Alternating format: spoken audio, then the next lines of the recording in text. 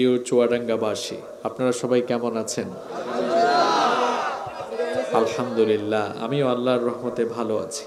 আমাদের সবাইকে সুস্থতার সাথে বাঁচিয়ে রেখে আজকের এই সুন্দর আয়োজনে শামিল হওয়ার তৌফিক যিনি দান করেছেন তিনি কে?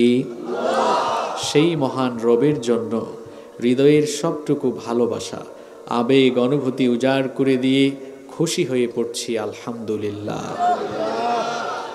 রাত অনেক দেরি হয়ে গিয়েছে, এজন্য আপনাদের মনে ব্যথা আছে, বেদনা আছে, এটা আমি জানি। তো আমিও আর অপ্রাসঙ্গিক কথা বলে এই কষ্টের ভেতরে আপনাদের কষ্ট আর বাড়াতে চাই না। কারণ বেশি রাত পর্যন্ত মাহফিল হোক এটা আমরা নিজেরাও চাই না। কারণ আমরা চাই না যে কারো ফজরের সালাত কাজা হয়ে যাক।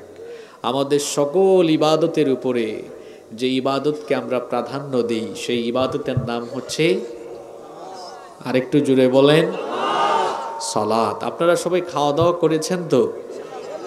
মানুষ কি কিছু চলে গিয়েছে নাকি নাকি আসতেছে এখনো? আমি কিছু বুঝতেছি না, কারণ আপনাদের এই আশেপাশের এলাকায় অনেক মাহফিলে এসেছি, তো সেখানে জায়গা হয় না, এরকম অবস্থায় দেখেছি। এখন আজকে কি মানুষ এখনো আসতেছেন নাকি চলে গেছেন, I don't know about that, আমি আসলে জানি না। তো যাই হোক, আমরা বসেছি আল্লাহর কোরআন থেকে কিছু কথা শুনবো ইনশাআল্লাহ। আপনাদের মনোযোগ আছে তো? সবার আছে তো? প্রিয় চুয়াডাঙ্গাবাসী, আমরা একটি কঠিন সংকটময় মুহূর্ত অতিক্রম করছি।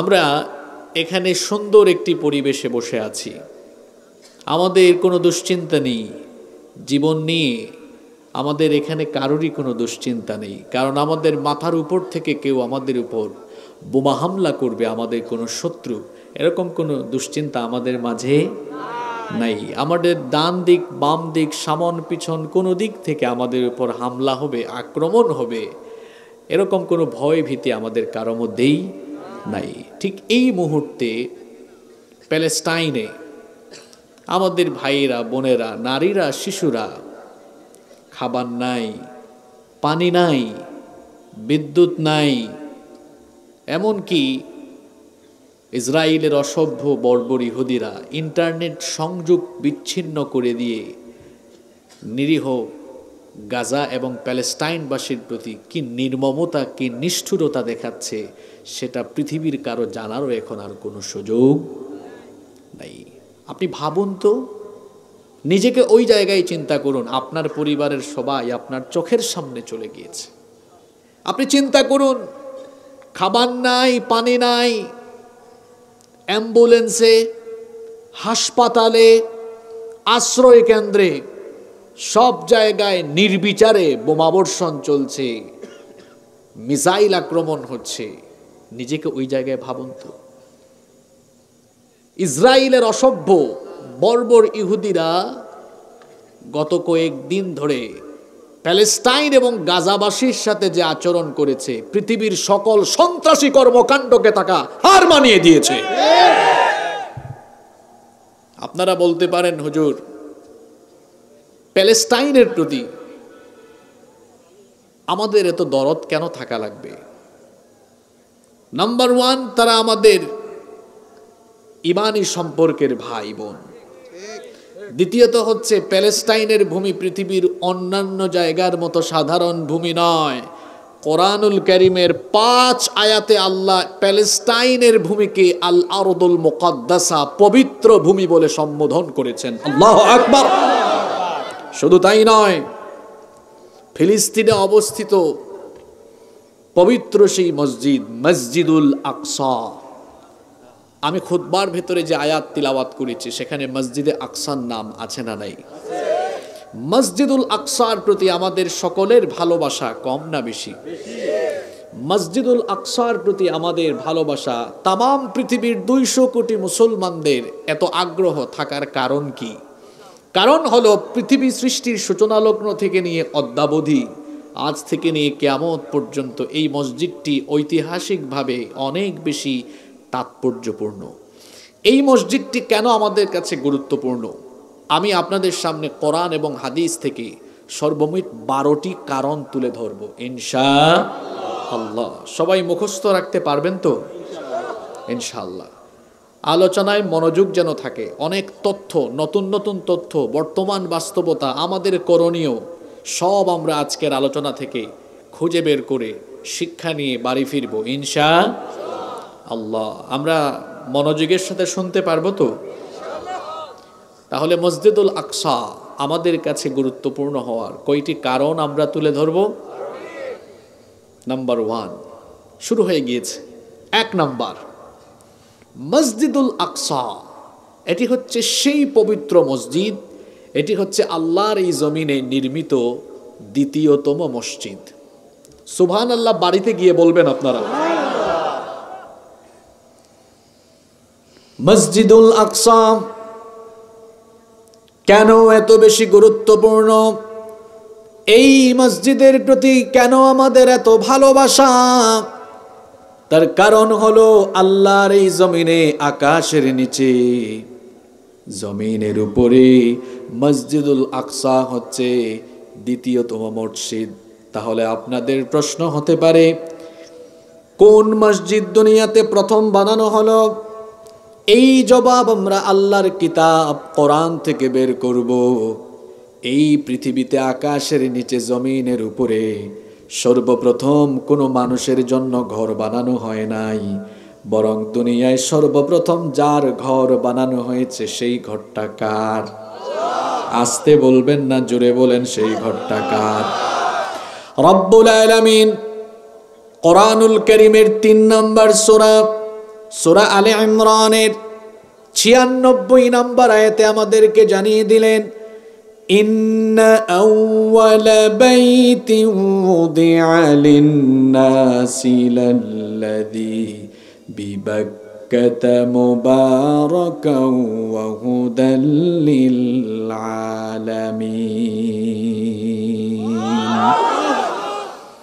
আল্লাহ তাআলা বলছেন, ইন্না আউওয়ালা বাইতিন উদিআ লিন-নাস।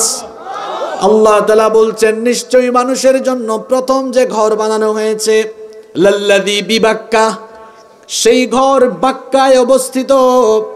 বাক্কা হচ্ছে মক্কার আরেকটা নাম।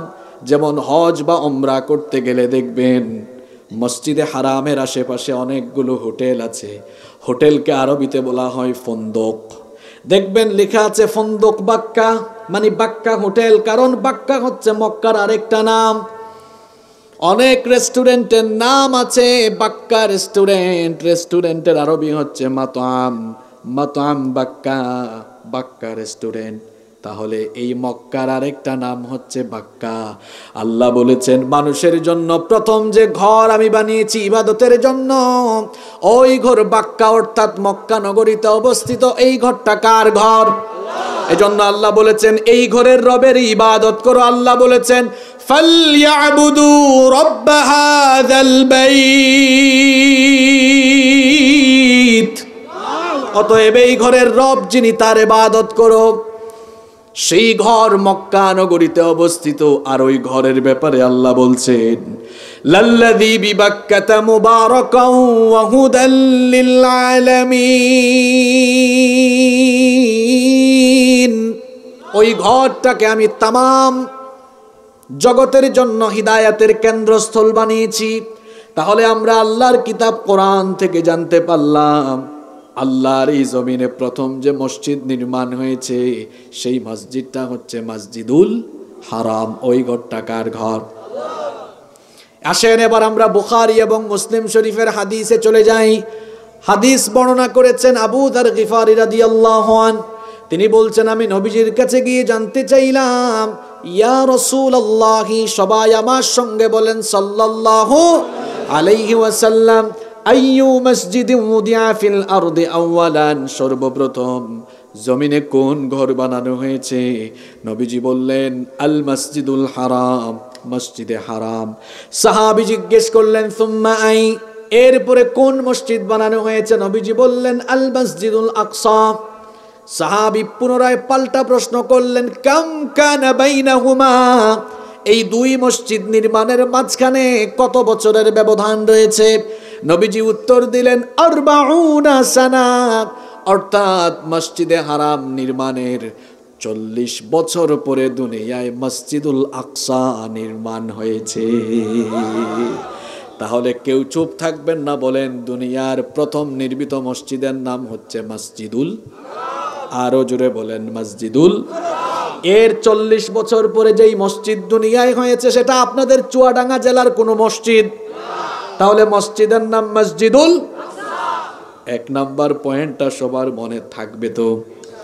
নাম্বার 2 নাম্বার হচ্ছে এই যে এই কিতাব যিনি আমাদের জন্য নাজিল করেছেন, গলার আওয়াজটা বড় করে দিয়ে বলেন তিনি কে?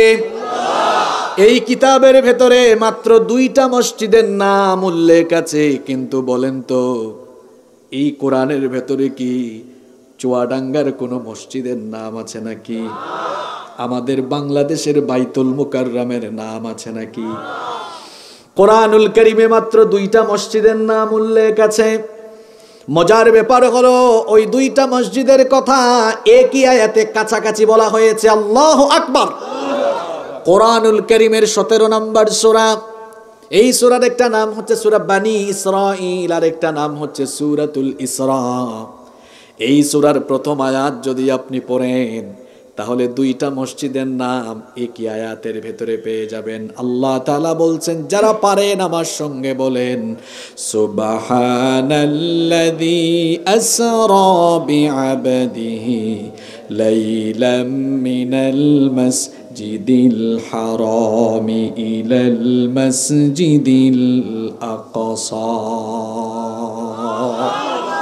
অতীব পবিত্র সেই সত্তা যিনি তার বান্দাকে রাতের বেলা ভ্রমণ করিয়েছেন মসজিদুল হারাম থেকে মসজিদুল আকসা পর্যন্ত। আল্লাহু আকবার। নাম্বার 3, মসজিদে আকসার প্রতি আমাদের এত ভালোবাসা কেন? 3 নাম্বার কারণ হলো এই মসজিদ হচ্ছে আমাদের সেই পবিত্র প্রাণের মসজিদ, যেই মসজিদ মুসলমানদের প্রথম কিবলা ছিল। এটি ছিল আমাদের আগের কিবলা। এখন আমরা সবাই আজান হয়ে গেলে নামাজে দাঁড়াই, চেহারা ঘোরায় দেই বাইতুল্লাহ, আল্লাহর ঘরের দিকে, কিন্তু আমাদের আগের কিবলা ছিল বাইতুল মাকদিস, মসজিদে আকসা। কিভাবে এই কিবলার পরিবর্তন ঘটলো, এই ঘটনা আমাদের জন্য কোরআনে যিনি তুলে দিয়েছেন তিনি কে? নবী করিম সাল্লাল্লাহু আলাইহি ওয়াসাল্লাম দাওয়াত আরম্ভ করলেন মদিনায়। মদিনায় চতুর্দিক থেকে কাফের মুশরিকরা তার উপর জুলুম নির্যাতন আরম্ভ করলো, সাহাবীদের উপরেও জুলুম নির্যাতন আরম্ভ করলো। কোরআনের পথে চললে এরকম জুলুম নির্যাতন এটা নতুন কোনো বিষয় নয়। যেই যুগে কোরআন নাজিল হয়েছে, কোরআনের বিরোধীরা কোরআনওয়ালাদের উপরে জুলুম নির্যাতন চালিয়েছে। এই যুগেও নব্য কোরআন বিরোধীরা চারপাশে ছড়িয়ে ছিটিয়ে আছে, যারা কোরআনওয়ালাদেরকে দেখলেই হায়ানার মতো ঝাঁপায়া পড়ে। তবে কোরআনওয়ালাদের অন্তরে কেবলমাত্র একজনের ভয় আছে, তিনি কে? নবী করিম সাল্লাল্লাহু আলাইহি ওয়াসাল্লাম একদিন আর 2 দিন নয়, একটানা 10 বছর মসজিদে আকসাকে কিবলা বানিয়ে নামাজ আদায় করেছেন। আল্লাহু আকবার।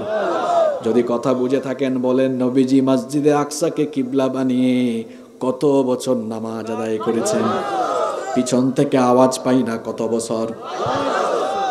আল্লাহর নবী হিজরত করলেন, হিজরত করে মদিনায় চলে গেলেন। মদিনায় যাওয়ার পরে আল্লাহর নবীর মন চায় মসজিদে হারামের দিকে ফিরে যদি নামাজটা আদায় করতে পারতাম, মনে শান্তি পেতাম। মনে মনে চাইছেন।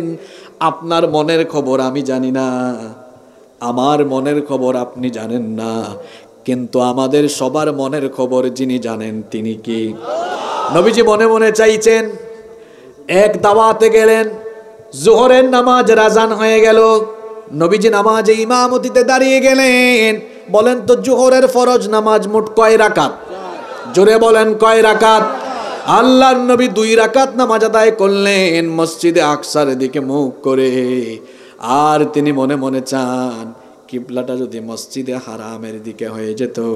2 রাকাত নামাজ আদায় করলেন, নামাজের ভেতরেই ওহী নাজিল করলেন কে? আল্লাহ জানায় দিলেন, قد نرى تقلب وجهك في السماء। ও নবী বারবার আকাশের পানে তাকিয়ে আপনি কি চাইছেন সেটা জানেন কে?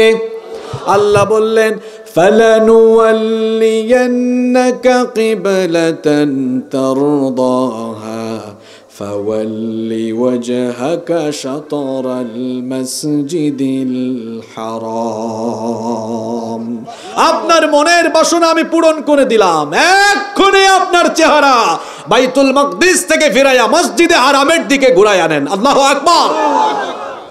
মসজিদে কিবলাতাইন এখনো সেই মসজিদ আছে, আমি নিজেই অনেকবার সেই মসজিদে নামাজ আদায়ের সুযোগ পেয়েছি, আলহামদুলিল্লাহ। সুতরাং যেই মসজিদের আকসার দিকে মুখ ঘোরাইয়া আমার আপনার নবী 10 বছর কিবলা বানিয়ে নামাজ আদায় করেছেন, সেই নবীর 200 কোটি উম্মতের একজনও বেঁচে থাকতে আমাদের প্রাণের সেই কিবলাকে ইহুদিরা দখল করবে, আমরা বরদাস্ত করব না। সম্মানিত ভাইয়েরা, মসজিদুল আকসার প্রতি এত ভালোবাসা কেন? কয়টা কারণ বলবো, আরো জোরে বলেন। কয়টা বলেছি?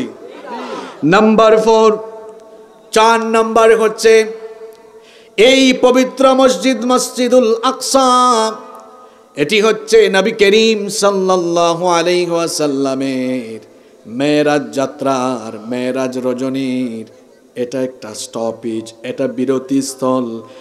আমরা যখন এই দক্ষিণাঞ্চল থেকে ঢাকায় যাই, সাতক্ষীরা থেকে খুলনা থেকে বাসগুলো যখন ঢাকার উদ্দেশ্যে ছেড়ে যায়, গোপালগঞ্জের কাশিয়ানীতে সাম্পানে গিয়ে একটা ব্রেক দেয়, কারণ ড্রাইভার হেল্পার তাদের হাজত সরা দরকার, হালকা চা নাস্তা করা দরকার, প্যাসেঞ্জারেরও হালকা চা নাস্তা করা দরকার, হাজত সরা দরকার। আমার আপনার নবী ধুলির ধরা থেকে 7 আসমান ভেদ করে সিদরাতুল মুনতাহা পাড়ি দিয়ে আল্লাহর সান্নিধ্যে গিয়েছেন। এই লম্বা সফরের মাঝখানে বিরতিস্থল যেই মসজিদ ছিল, সেই মসজিদ হচ্ছে মসজিদুল আকসা। নাম্বার 5 নাম্বার হচ্ছে এটা সেই পবিত্র মসজিদ, এই পবিত্র মসজিদে মেরাজের রাতে পৃথিবীর প্রথম মানুষ এবং প্রথম নবী আমাদের সকলের বাপ, সবাই বলেন নাম কি? যারা বলে না তারা কি ওই বান্দরের জাতের সাথে একমত নাকি? তারা দেখি তাদের বাপের নাম জানে না। বাপের নাম কি? যারা বলে না তাদের কি শরম লাগে? শরম তো লাগে তাদের যারা বলে মানুষ বান্দরের জাত। তো আমি তখন জবাব দিয়েছিলাম, যারে যেমন বুঝানো দরকার। আমি বলেছিলাম, তোমাদের আকীদা মানুষ বান্দরের জাত, তোমাদের আকীদায় তোমরা ঠিক থাকো, মানুষের সমাজে বসবাস ছাড়ো, তারপরে জঙ্গল খুঁজো আশেপাশে। যদি আশেপাশে জঙ্গল না থাকে তো সুন্দরবনে যাও। সুন্দরবনে গিয়ে তোমরা যেহেতু বানরের বাচ্চা বিশ্বাস করো মানুষ বান্দরের জাত, বিবর্তনবাদের মাধ্যমে মানুষ এখানে এসেছে, তো মানুষের সমাজে বসবাস না করে তোমাদের জাতি ভাই বান্দরের সাথে গিয়ে বসবাস করো। আমরা মানুষ, মানুষের জাত। ওয়ালাকাদ কাররামনা বানি আদম, বনি আদমকে সম্মানিত বানিয়েছেন কে? আল্লাহ। মসজিদুল আকসা হচ্ছে সেই পবিত্র মসজিদ, যেই মসজিদে আমাদের সকলের বাপ সাইয়্যিদিনা আদম আলাইহিস সালাম থেকে নিয়ে আমাদের নবীর আগের নবী সাইয়্যিদিনা ঈসা ইবনে মারইয়াম পর্যন্ত এই পৃথিবীতে যত নবী আর রাসূল এসেছেন, সব নবীদেরকে ওই রাতে মসজিদে আকসায় হাজির করা হয়েছে। এরপরে জিবরিল বললেন, ওগো আল্লাহর নবী, আপনি না সামনে যান, ইমামতির জায়গায় চলে যান। নবীজি বললেন, আমার চেয়ে সব সিনিয়র নবী এখানে হাজির, আমি কেন ইমামতির জায়গায় যাব? সাইয়েদনা জিবরিল বললেন, আল্লাহ তাআলার পরিকল্পনা হলো সব নবী রাসূলগণকে আপনার নামাজের মুক্তাদি বানায়া আল্লাহ আপনাকে ইমামুল আম্বিয়া ওয়াল মুরসালিন, সকল নবী এবং রাসূলদের ইমাম আল্লাহ আপনাকে বানাতে চায়। এই সেই মসজিদ, মসজিদটার নাম হচ্ছে মসজিদুল আকসা। নাম্বার 6 নাম্বার, মসজিদে আকসার প্রতি আমার আপনার এত ভালোবাসা কেন? কারণ এটা আমাদের চুয়াডাঙ্গার সাধারণ মসজিদগুলোর মতো সাধারণ মসজিদ নয়। 3টা মসজিদে ইবাদতের উদ্দেশ্যে সফর করা যায়। হাদিস বর্ণনাকারী সাহাবীর নাম হচ্ছে সাইয়্যিদুল মুহাদ্দিসিন।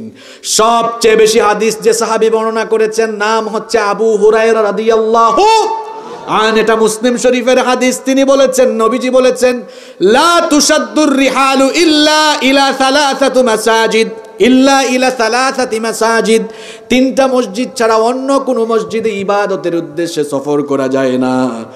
এক নাম্বার হচ্ছে মসজিদুল হারাম, দুই নাম্বার হচ্ছে মসজিদুল আকসা।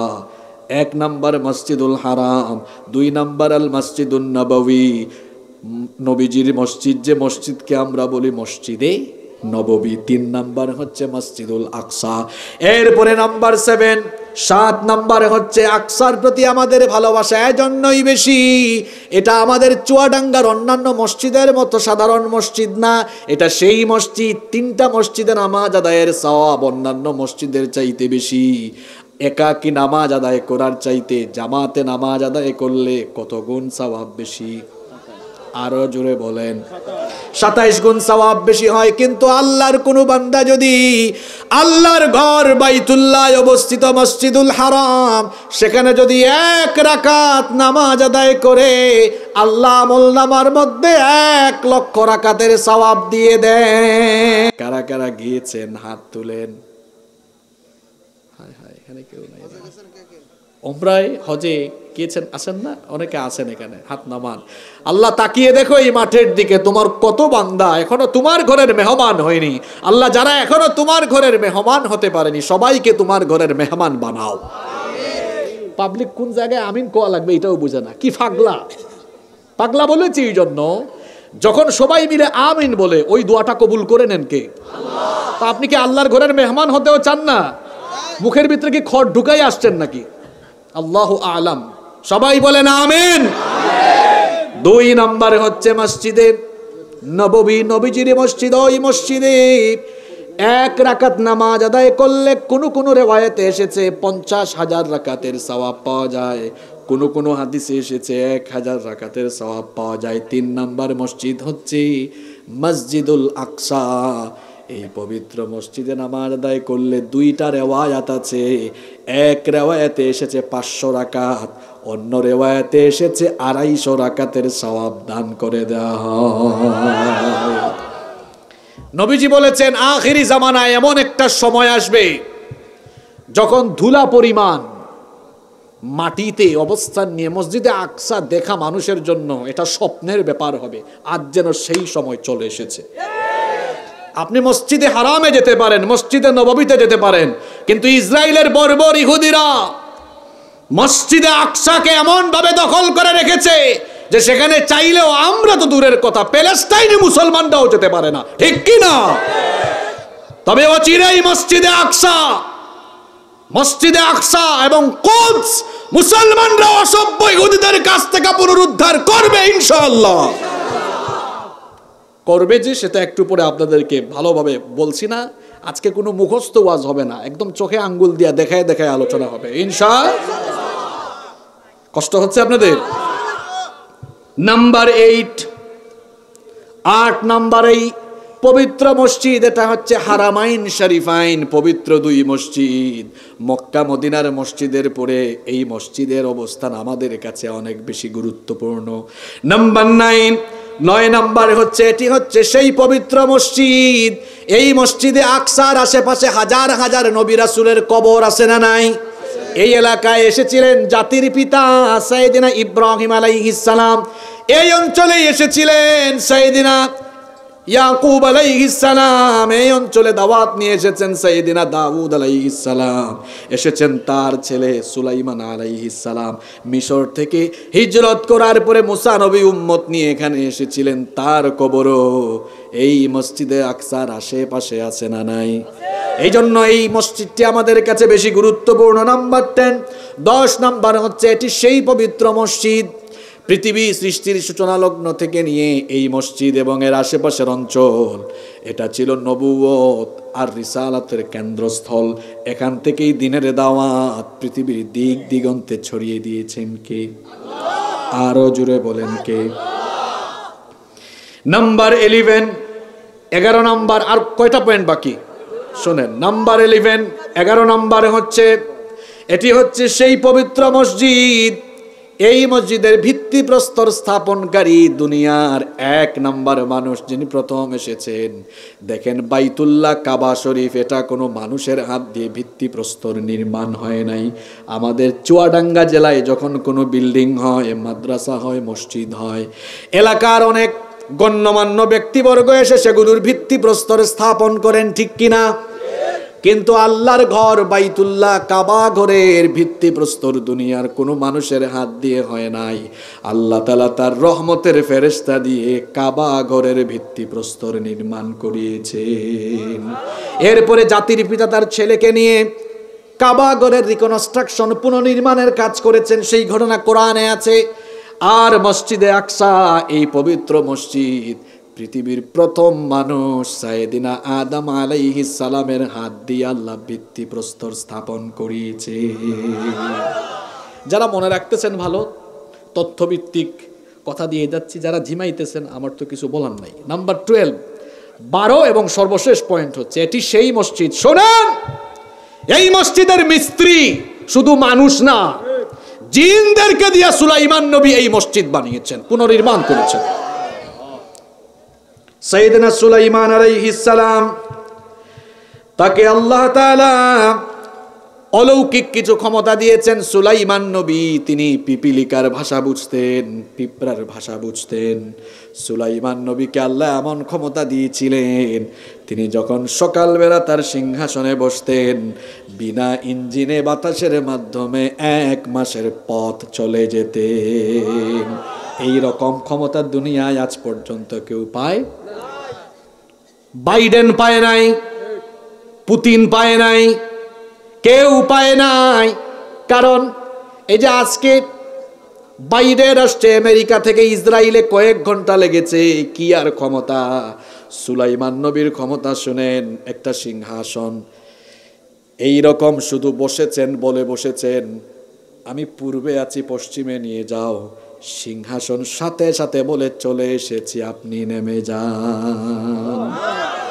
পাবলিক ঘুমাই ঘুমাই ওয়াজ শুনে তো একটু বুঝাই দেই। এই যে বসছেন, উনি দেখতেছেন আমাকে, বসেছেন, বসে বলেছেন এই বাহন যেটা ছিল উনার, এই বাহন তো দুনিয়ার মানুষের বানানো না, দিয়েছেন স্পেশাল কে? উঠে বলেছেন, মনে করেন পূর্বে আছেন, বাহন আমাকে নিয়ে দুনিয়ার পশ্চিমে যাও। এই যাও বলেছেন, বাহন বলে আপনি নামেন, চলে আসছেন, নামে যান।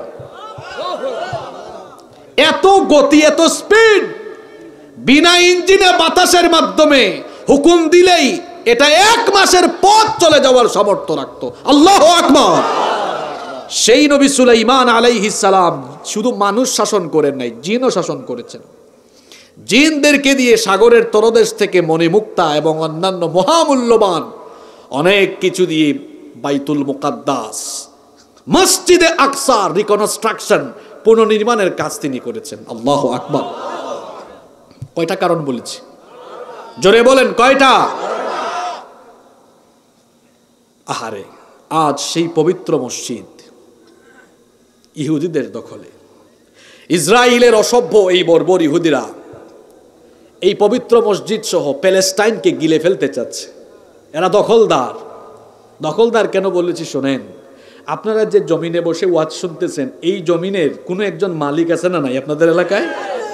আছে। ওনার বাড়ি ধরলাম চুয়াডাঙ্গা।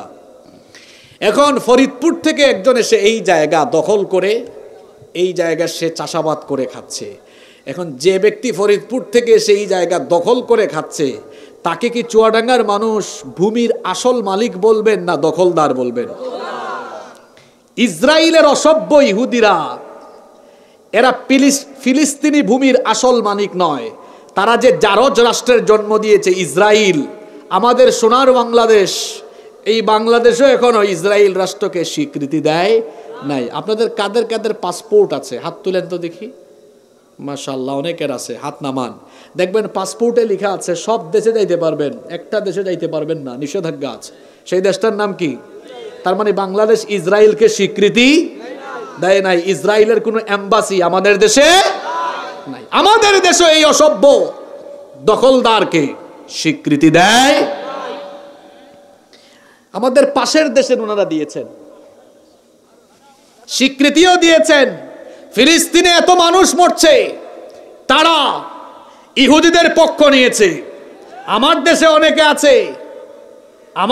অনেকে আছে এদের পক্ষে কথাবার্তা বলে। শুনে মুসলমান, কেউ যদি ইসরায়েলের পক্ষ নেওয়া কোন দেশের দালালি করে, তাহলে তাকে মুসলমানদের ইমানি দায়িত্ব হলো, মুসলমানদের ইমানি নৈতিক জাতীয় দায়িত্ব হলো তাকে জাতীয়ভাবে বয়কট করা, কারণ সে ইসলামের দুশমন, মুসলমানদের দুশমন। আমাদের রাষ্ট্রপ্রধানকে আমরা ধন্যবাদ জানাচ্ছি, রাষ্ট্রীয়ভাবে তারা নিন্দা জানিয়েছেন, আলহামদুলিল্লাহ। ফিলিস্তিনিদের পক্ষ নিয়েছেন, এজন্য আমরা সরকারকে ধন্যবাদ জানাই, কারণ ভালো কাজের প্রশংসা করার দরকার আছে না নাই? এরা কেমনে এসে দখল করেছে শোনেন, আপনাদের মনোযোগ আছে তো? মাঝখান পর্যন্ত ঠিক আছে, বাকিগুলো আমার কাছে কেমন জানি লাগছে, একটু জবাব দিয়েন সবাই। আমি কিন্তু তথ্যভিত্তিক আপনাদের উদ্দেশ্যে কথা বলছি। 1917 সালে, কত সালে? অটোমান সাম্রাজ্যের পতন হয়, তুর্কি খিলাফতের পতন হয়ে যায়। তুর্কি খিলাফতের পতন হয়ে যাওয়ার পরে ব্রিটেন ফিলিস্তিন সহ এর আশপাশের এলাকা দখল করে নেয়। ফ্রান্স আর ব্রিটেন মিলে এগুলো তারা চালাতে থাকে। তৎকালীন পররাষ্ট্রমন্ত্রী বেলফুর ইহুদিদেরকে আশ্বস্ত করলেন যে আমি এই মধ্যপ্রাচ্যে কোথাও তোমাদের জন্য একটা ইহুদি রাষ্ট্র গঠন করেই দিব। মার্কিনীরা তাদেরকে শুরু থেকেই কিন্তু সহযোগিতা করেছে। 1930 সালের পরে হিটলারের নাম শুনেছেন আপনারা? বেটা কামের কাম করছে, একাই 60 লক্ষ ইহুদি মারছে। হিটলার যখন ইহুদি নিধনযজ্ঞ চালালো, তখন ইউরোপ এবং পৃথিবীর বিভিন্ন জায়গা থেকে এই ইহুদিরা জাহাজে করে করে মধ্যপ্রাচ্যের এই ফিলিস্তিনি ভূমিতে আসা আরম্ভ করলো। প্রথমে এসে তারা চাষাবাদ করেছে, বিভিন্ন ধরনের কাজকাম করেছে। আস্তে আস্তে আস্তে করে এই অসভ্য ইহুদিরা ফিলিস্তিনিদেরকেই তাদের ভূমি থেকে, ঘর বাড়ি থেকে বের করে দিয়ে, বাস্তুচ্যুত করে দিয়ে তারা দখল করতে লাগলো। মার্কিনীদের সহযোগিতায় 1948 সালে এই জারজ রাষ্ট্রের জন্ম হলো। কয়েকটা দেশ স্বীকৃতি দিল। আমেরিকা এর পেছনে সবচেয়ে বেশি কাজ করেছে, কারণ আমেরিকা অনেক জায়গায় সে নিজে গিয়ে কাম করবে না, শুধু ভেজাল লাগাইয়া দিবে। সে আছেই শুধু একটার সাথে আরেকটারে লাগাইয়া দেওয়ায়। ভেজাল লাগিয়েছে আফগানিস্তানে, ভেজাল লাগিয়েছে ইরাকে, এরা ভেজাল লাগিয়েছে সিরিয়ায়, ভেজাল লাগিয়েছে রাশিয়া, ইউক্রেনে। মধ্যপ্রাচ্যে এখন আরেক ভেজাল লাগাইয়া দিয়া মুসলমানদের মধ্যে ঝামেলা লাগাতে চায়। ঠিক কিনা বলেন? এই বিস্ফোরা জারজ রাষ্ট্রের জন্ম হলো। বর্তমান অবস্থা কি সেটা আপনারা জানেন। সম্মানিত ভাইয়েরা, আপনারা হয়তো হতাশ হয়ে আছেন যে হুজুর, এই ইসরায়েলের ইহুদিরা এরা তো সামরিক দিক থেকে এখন গোটা বিশ্বে তারা অনেক এগিয়ে, এবং মার্কিনরা তাদেরকে সহযোগিতা করছে, তাদের ক্ষেপণাস্ত্র আছে, অর্থবল, জনবল, সৈন্যবল সব আছে। ফিলিস্তিনিরা কিংবা সারা দুনিয়ার মুসলমানরা যদি ঐক্যবদ্ধ হয়, তাও কি ইসরায়েলিদের সাথে পারবে? একজন বলেই ফেলছেন, না কি জাতির ইমান দেখছেন। আসেন এবার আপনাদেরকে একটা কাহিনী শোনাবো, একটা ঘটনা শোনাবো। ঘটনা শোনার জন্য সবাই রেডি তো? কারা কারা রেডি না হাত তুলেন। ঠিক আছে, ঘটনাটা মন দিয়ে শুনতে হবে। শোনেন, যুগে যুগে, আজকের কথা বলছি না, যুগে যুগে হাজার হাজার বছরের ইতিহাস শোনাচ্ছি। মসজিদুল আকসা অস্ত্র দিয়ে পুনরুদ্ধার হয় নাই, হয়েছে ঈমান আর কার সাহায্য দিয়ে? আসেন ঘটনা শোনাই। এই ঘটনা আমি নিজে বানায় বলছি না, এই ঘটনা আপনাদের দুর্বল ঈমানকে সতেজ করার জন্য, সবল করার জন্য কোরআনে বলেছেন কে? আল্লাহ। মুসা নবীর নাম সবাই শুনেছেন তো? নরম না গরম? কি গরম নবী! এক থাপ্পড় দিয়া ফেরাউনের বংশের একজনকে দুনিয়া থেকে আউট করে দিয়েছেন। শুধু কি ফেরাউনের বংশের মানুষ থাপড়াইছেন, মালাকুল মউতকে পর্যন্ত থাপ্পড় দিয়েছেন। আল্লাহু আকবার! কি জাতের নবী! মুসা আলাইহিস সালাম তিনি ছিলেন এমন নবী, তার সাথে যিনি কথা বলতেন সবাই বলেন তিনি কে? আল্লাহ তাআলা বলছেন ওয়া কাল্লামাল্লাহু মূসা তাকলীমা। মূসা নবীর সাথে আল্লাহ কথা বলেছেন। মূসা নবী এবং তার উম্মতের উপরে যখন ফেরাউনের বাহিনী অবর্ণনীয় নির্যাতন আরম্ভ করলো, আল্লাহ তাআলা মূসা নবীকে বললেন, ও মূসা তুমি তোমার উম্মতকে নিয়ে মিশর ছেড়ে চলে যাও। মূসা নবী এবার তার উম্মত নিয়ে মিশর ছেড়ে চলে যাচ্ছেন। পথ চলতে চলতে লোহিত সাগরে গিয়ে তারা থামলেন। সামনে সাগর পড়ে গিয়েছে, কেমনে তারা সাগর অতিক্রম করবেন এই চিন্তা করছেন। ওইদিকে এই খবর চলে গেল ফেরাউনের কানে।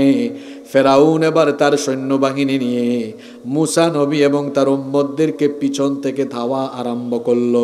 ধাওয়া করতে করতে একেবারে লোহিত সাগরে মূসা নবীর উম্মতদের পিছনেই তারা চলে আসলো। মূসা নবীর উম্মত তখন বললেন, হায় রে হায়, বড় বিপদে পড়ে গেলাম। এখন সামনে সাগর, সামনে গেলেও মরা লাগবে, পিছনে ফেরাউনের বাহিনী, পিছনে গেলেও এখন মরা লাগবে। মূসা নবী বললেন, হতাশ হয় না, ফেরাউনের বাহিনীকে দেখে ভয় পেও না, কারণ আমাদের সঙ্গে একজনের বাহিনী আছে, তিনি কে? সেই আল্লাহর শক্তি কম না বেশি? মূসা নবী বললেন, কাল্লা ইন্না মাইয়া রাব্বি সায়াহদিন। কখনো নয়, এই কঠিন বিপদেও আমাদেরকে যিনি পথ দেখাবেন তিনি কে? সুতরাং আশেপাশে থাকা নব্য ফেরাউনদেরকে এই যুগেও ভয় করে লাভ নাই। কঠিন বিপদেও আমাদেরকে যিনি পথ দেখান তিনি কে? শোনেন, এই ঘটনা তো আপনারা এতটুকু জানেন, কিন্তু আজকে আপনাদেরকে এটা শোনাবো না, আমি পরবর্তী ঘটনা শোনাবো। এটা আপনারা সবাই জানেন। মূসা নবী তার উম্মত নিয়ে আল্লাহ পাক সাগরের মধ্যে রাস্তা তৈরি করে দেওয়ায় তিনি পার হয়ে গেলেন। আর ফেরাউন তার বাহিনীকে লোহিত সাগরের মাঝখানে পানিতে নাকানি চুবানি খাওয়ায়া এদেরকে যিনি ধ্বংস করে দিয়েছেন তিনি কি? এটা তো আপনারা সবাই জানেন, এজন্য আমি সংক্ষেপে বললাম। জানেন না? এরপরে কাহিনী কি হয়েছে? এরপরের কাহিনীটা কি? আজকে এরপরের কাহিনীটা বলবো আপনাদেরকে। সবাই প্রস্তুত? শোনেন, এবার পরে কি ঘটলো। এত দুর্বল হয়ে যাইয়েন না, ঈমানকে এত দুর্বল রাখিয়েন না। পরে কি হয়েছে শোনেন। মূসা নবী তার উম্মত নিয়ে লোহিত সাগর অতিক্রম করলেন। তারা তাদের ঘর বাড়ি ভিটা মাটি সব ছেড়ে আসলেন, সাগরের এই পারে আসলেন। সাথে খাবার দাবার যা ছিল ফুরিয়ে যাচ্ছে, ঘর নাই, বাড়ি নাই, কোথায় যাবেন তারা? আল্লাহ এবার মূসা নবীকে বললেন, ও মূসা, ওই আল আরদুল মুকাদ্দাসা, পবিত্র ভূমি, অর্থাৎ মসজিদে আকসার আশেপাশের এলাকায় তুমি তোমার উম্মত নিয়ে সেখানে চলে যাও। সুবহানাল্লাহ। সুবহানাল্লাহ তো কইলেন, কিন্তু মূসা নবী বললেন নাউজুবিল্লাহ। আপনারা কইলেন সুবহানাল্লাহ, মূসা নবী কইলেন, কথা বলেন। এখন প্রশ্ন হলো, কেন নাউজুবিল্লাহ বললেন? মূসা নবী বললেন, ওগো আল্লাহ, ওই অঞ্চলটাকে দখল করে শাসন করতেছে আমালিকা সম্প্রদায়। সবাই বলেন, কোন সম্প্রদায়? এই যুবকদের কি হয়েছে? কথা বলো না কেন তোমরা? কোন সম্প্রদায়? আমালিকা সম্প্রদায়। বর্তমান পৃথিবীতে যেমন আমেরিকা হচ্ছে সুপার পাওয়ার, মূসা নবীর সময়ে ছিল আমালিকা সম্প্রদায় সবচাইতে সুপার পাওয়ার। এদের সৈন্য সংখ্যা বেশি ছিল, অর্থবল, জনবল, সৈন্যবল বেশি ছিল। মূসা নবী বললেন, ওগো আল্লাহ, আমার এই উম্মতেরা দুর্বল, কাপড় চোপড় অনেকের নাই, খাবার নাই, পানি নাই, অস্ত্র শস্ত্র কিচ্ছু নাই। আমরা যদি আমালিকা অঞ্চলে যাই, আমালিকার বাদশাহ যিনি আছেন তারা সবাই আমাদেরকে একদম কচুকাটা করে ফেলবে। আল্লাহ পাক মূসা নবীকে বললেন, মূসা তুমি ভয় পাও কেন? তোমার উম্মত গরিব হতে পারে, কিন্তু যিনি গরিব নন, তোমার উম্মতের শক্তি কম হতে পারে, কিন্তু যার শক্তি সবচেয়ে বেশি তিনি কি? আমি আল্লাহ তোমার সাথে আছি। আল্লাহু আকবার। আল্লাহ বললেন, মূসা তুমি তোমার উম্মতকে সুসংবাদ দাও, যদি তুমি তোমার উম্মত নিয়ে ওই আমালিকা সম্প্রদায়ের বিরুদ্ধে লড়াইয়ে যাও, আমি আল্লাহ ফেরেশতা পাঠায়া তোমাদের ভাগ্যে বিজয় দান করব। কোরআনুল কারীমের 5 নম্বর সূরা সূরাতুল মাইদা এর 21 নম্বর আয়াত থেকে এই কাহিনী এভাবে বর্ণিত হয়েছে। মুসা নবী এবার আল্লাহর কাছ থেকে এই সুসংবাদ পাওয়ার পরে তার কওমকে, তার উম্মতকে ডেকে বললেন, শোনো, আল্লাহ তাআলা আমাকে বলেছেন তোমাদেরকে সুসংবাদ দিতে। উম্মত বলল, কি সুসংবাদ? তিনি এবার জানায়া দিলেন, ইয়া কওমি দখুলুল আরদাল মুকদ্দাসাতাল্লাতী কাতাবাল্লাহু লাকুম ওয়া লা তারতাদ্দু আলা আদবারিকুম ফাতানকালিবু খাসিরিন। তিনি বললেন, হে আমার উম্মত, আল্লাহ বলেছেন এই পবিত্র ভূমিতে তোমরা প্রবেশ করো। আল্লাহ জানিয়েছেন, আল্লাতী কাতাবাল্লাহু লাকুম, এই ভূমি আল্লাহ তোমাদের ভাগ্যে দান করে দিবেন। সুবহানাল্লাহ। ওয়ালা তারতাদ্দু, খবরদার মুখ ফিরায় নিও না, আল্লাহর আদেশ অমান্য করো না, তাহলে তোমরা ক্ষতিগ্রস্ত হয়ে যাবে। মুসা নবী যখন তার উম্মতকে এই সুসংবাদ দিলেন, মুসা নবীর উম্মত কি জবাব দিল শোনেন। তারা তখন বলল, ক্বালু ইয়া মুসা ইন্না ফিহা কওমান জাব্বারিনা ওয়া ইন্না লান নাদখুলাহা হাত্তা يخرجوا منها فإن يخرجوا منها فإنا داخلون। তারা বলল, ও মুসা, ইন্না ফিহা কওমান জাব্বারিন, সেখানে প্রতাপশালী কিছু লোক আছে, সৈন্যবল, অস্ত্র শস্ত্র সবকিছু বেশি।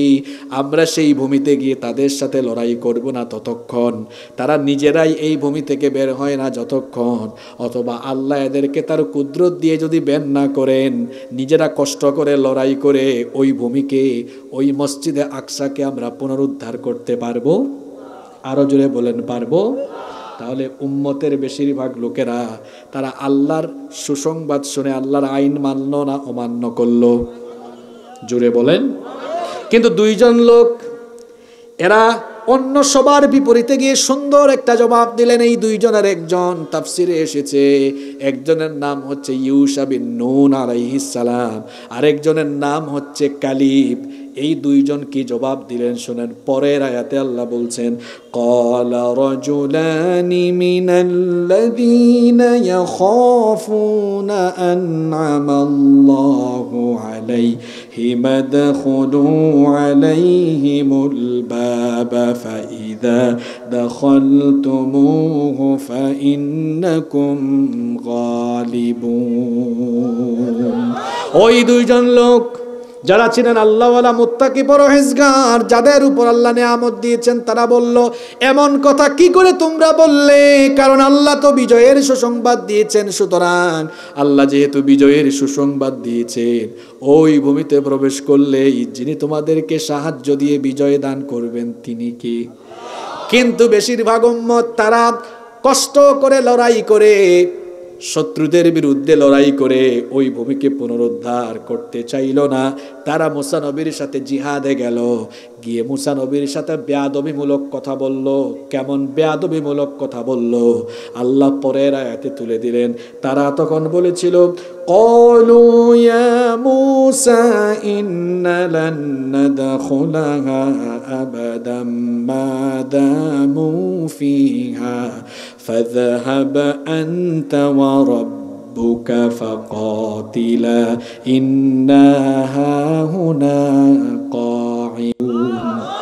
তারা বলল, মুসা, আমরা পারবো না, তুমি আর তোমার আল্লাহ গিয়ে যুদ্ধ করো কাফিরদের সাথে, আর আমরা দর্শক হয়ে দেখি। নাউজুবিল্লাহ।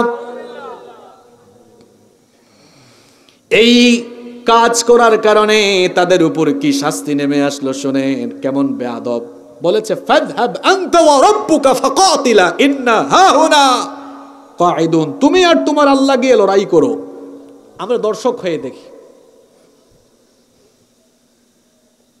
ফিলিস্তিনিরা মার খাচ্ছে এখন, 200 কোটি মুসলমানদের রাষ্ট্রপ্রধানরা বিবৃতি দিয়ে শেষ, দর্শক। পরিণতি কি হয়েছে এবার শুনেন। শুনতেছেন তো আপনারা, না ঘুমায় যাচ্ছেন? আল্লাহ বললেন, ও মুসা, তোমার উম্মতকে এত বড় সুযোগ দিলাম, বললাম গেলেই আমি বিজয় দিব, তাও তারা গেল না। সুতরাং এদের জন্য শাস্তি হলো فإنها محرمة عليهم 40 سنة يتيهون في الأرض فلا تأس على القوم الفاسقين এদের জন্য শাস্তি হলো যেই ভূমির বিজয় আমি তাদের ভাগ্যে লিখে দিয়েছিলাম ওই ভূমি তো যাইতে পারবেই না। শাস্তি হলো যেখানে আছে ওই জায়গায় 40 বছর আমি তাদেরকে উন্মুক্ত জেলখানায় বন্দী করে রাখবো। আপনারা জানেন অনেকে তীর প্রান্তরে এদেরকে 40 বছর ওখানে বন্দী করে রাখা হয়েছে। কত বছর? আল্লাহ কোরআনে বলেছেন 40 সানাতান ইয়াতিহুনা ফিল আরদ, 40 বছর উদ্ভ্রান্ত হয়ে তারা চলাফেরা করেছে। কিরকম শোনেন, সকালবেলা তারা মিশরের উদ্দেশ্যে হাঁটা আরম্ভ করে, মাগরিবের সময় সন্ধ্যাবেলা দেখে সকালবেলা যেখান থেকে হাঁটা আরম্ভ করছে সন্ধ্যাবেলা আবার ওই জায়গাতেই আসছে। কি মুসিবত! এটা কার তরফ থেকে আসছে শাস্তি? কত বছরের? জোরে বলেন, কত বছর? ফিলিস্তিনে নির্যাতিত মুসলমানদের পক্ষে 200 কোটি মুসলমান যদি ভালোভাবে না দাঁড়ায়, বনি ইসরাইলের তারা তো 40 বছরের শাস্তি পেয়েছে। যদি এখনো সবাই পক্ষ না নিয়ে ফিলিস্তিনিদেরকে সাহায্য না করে 40 নয় হয়তো 400 বছরের বন্দিত্ব দশা মুসলমান গ্রহণ করা লাগবে। দাঁড়াও, তাকবীর পরে দেন। ওরে বাপ রে বাপ, কি জজবা, কি জজবা! আল্লাহ কবুল করেন। আগে শোনেন, শেষ করতে দেন কথা। শাস্তি আসলো কত বছরের? আমার কিচ্ছা তো শেষ না, কিচ্ছা শেষ করা লাগবে না? কত বছরের? এই শাস্তি আসার 3 বছর পরে মুসা নবী আল্লাহর কাছে চলে গেলেন। কয় বছর পরে? শুনতেছেন তো আপনারা কাহিনী? শোনেন, সামনে ঘটনা আরো জটিল হয়ে যাচ্ছে। ঘটনা আরো, মুসা নবী চলে গেলেন। আমি কি বানায় বলতেছি না, কোরআন থেকে। আপনারা আজকে বাড়িতে গিয়া একটু পড়বেন যে হুজুর যে আজকে কিচ্ছাটা বললো সূরা মাইদার 21 নম্বর আয়াত থেকে আছে, একটু পড়বেন, ঠিক আছে? একটু পয়রা মিলাইয়া দেখবেন। এবার মুসা নবী চলে গেলেন, বনি ইসরাইলের দায়িত্ব গ্রহণ করলেন ইউশা বিন নুন আলাইহিস সালাম। নাম শুনেছেন আপনারা? ইউশা, নাম কি? ইউশা বিন নুন আলাইহিস সালাম। এই 40 বছরের শাস্তি পাওয়া লোকজন এরা দেখলো, হায় রে হায়, এমন এক মুসিবতে পড়েছি, না পারি বাড়িতে যাইতে, না পারি ওই ফিলিস্তিনের ওই ভূমিতে আরদুল মুকাদ্দাসার দিকে যাইতে। এখন আমরা চিপায় পড়ে মাঝখানে আসি বড়। অনেক মানুষ ওই শাস্তিপ্রাপ্ত হয়েই মারা গেল। নতুন জেনারেশন আসলো, তারা ইউশা বিন নুন আলাইহিস সালামের কাছে আসলো, এসে বললো এই শাস্তি থেকে আমরা বাঁচবো কেমনে? তিনি বললেন তওবা করো। আমরা যতই গুনাহ করি না কেন, যখন আমরা তওবা করি ফেলি আমাদের মাফ করে দেন কে? সুবহানাল্লাহ। আমরা অপরাধী পেলে শাস্তি দেই, আর আমার আল্লাহর কাছে অপরাধী কোনো পাপী গিয়ে স্বীকার করলে আল্লাহ বলেন যা, আমি তোকে মাফ করে দিলাম। এরা তওবা করলো, আল্লাহ মাফ করলেন, কিন্তু আল্লাহ বললেন তওবা কবুল করেছি, ঠিক আছে, জিহাদ করাই। জিহাদ শুনে ভয় পাইয়েন না। আবার জিহাদ মানে সন্ত্রাস না। আমাদের দেশে অনেকে আরবি জানে না, এই জন্যই ভুল বুঝে। আবার আমাদের দেশে ইসলামের ব্যাখ্যা আলেমরা না দিয়ে টিভি চ্যানেলগুলোতে দেখা যায় অনেক বুদ্ধিজীবী, এত বুদ্ধিতে এত পাকনা, বেশি পাকনা হয়ে গেছে তো মাঝখানে মাথার সব চুল পড়ে গেছে। তারপরে এরা মানুষকে ইসলাম শেখায়, এরা জিহাদ শেখায়। বেটা, তুমি মানুষকে ইসলাম শিখাবা নাকি 15, 20, 25 বছর যারা কষ্ট করে করে কোরআন হাদিস চর্চা করেছে তারা দিন শিখাবে? তুমি তো ঠিক মতো ওযুও করতে জানো না। তুমি কিসের কথা বলো? তুমি কিসের মানুষকে জিহাদ বুঝাও? তুমি কি জুহুদুন শব্দের অর্থ বুঝাও? এ ব্যাপারে কথা বলবে না আলেমরা। জিহাদ এটা পবিত্র শব্দ, এটা সন্ত্রাসের বিপরীত।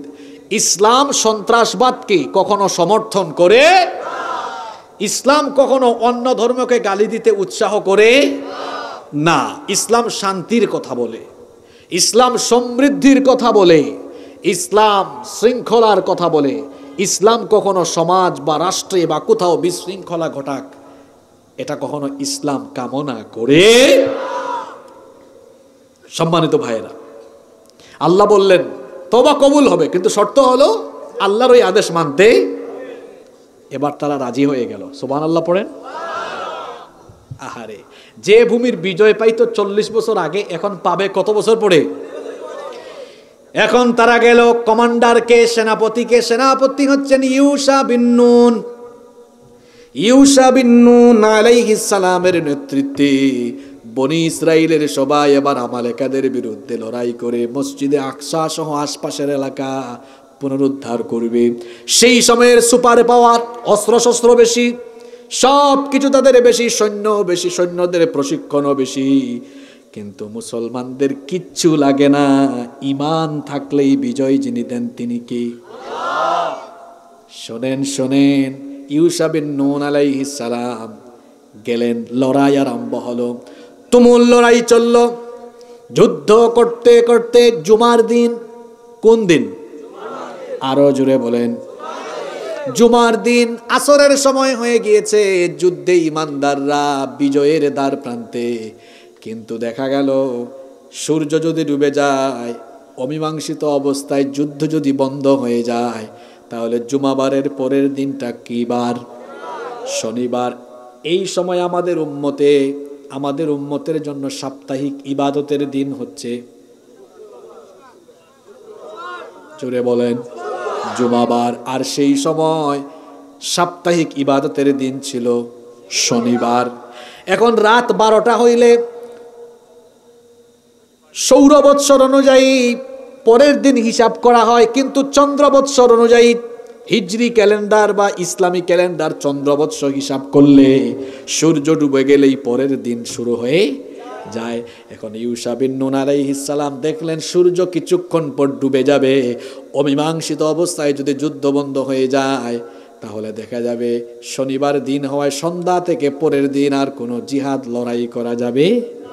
কাফিররা যদি পরের দিন রবিবারের দিনে আরো বেশি সৈন্য নিয়ে ঝাঁপায়া পড়ে, আরো বেশি অস্ত্র নিয়ে আসে, তাহলে দেখা যাবে দুর্ভোগ হয়ে যেতে পারে।